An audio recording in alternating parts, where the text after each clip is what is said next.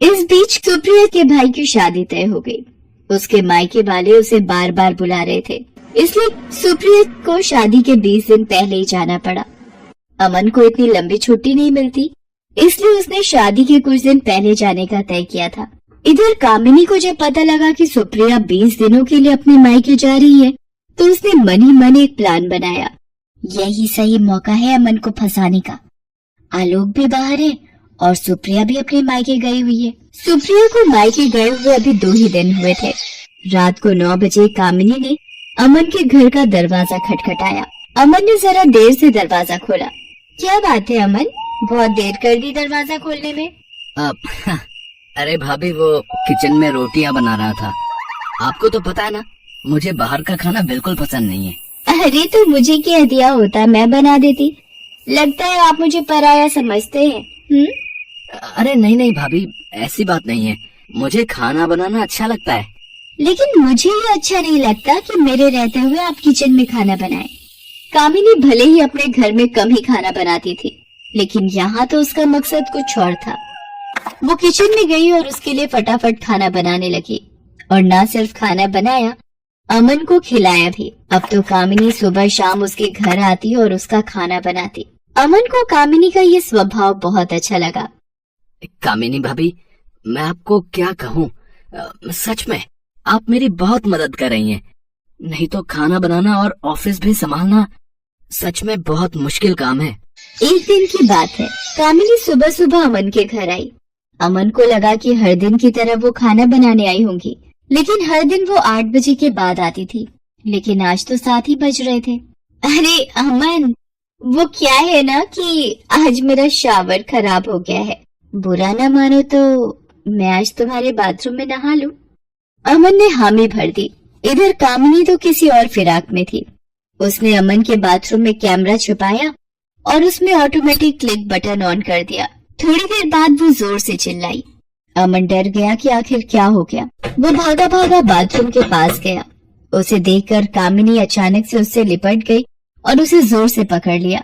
अमन को समझ नहीं आ रहा था कि आखिर हुआ क्या है। इधर कैमरा अपना काम कर रहा था।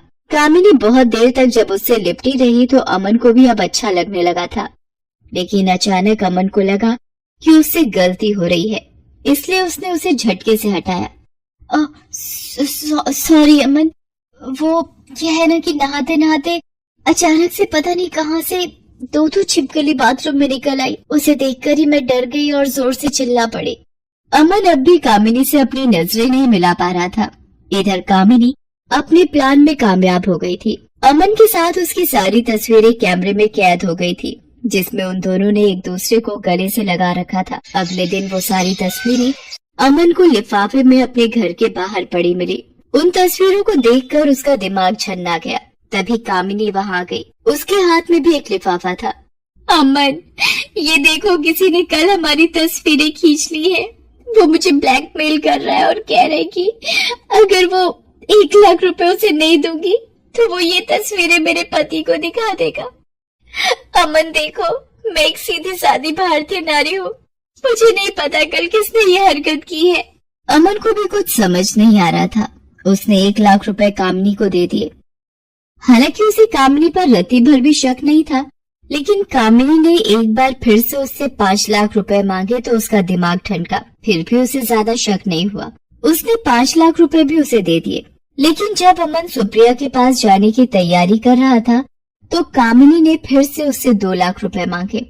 इस बार अमन को लगा कि दाल में जरूर कुछ काला है।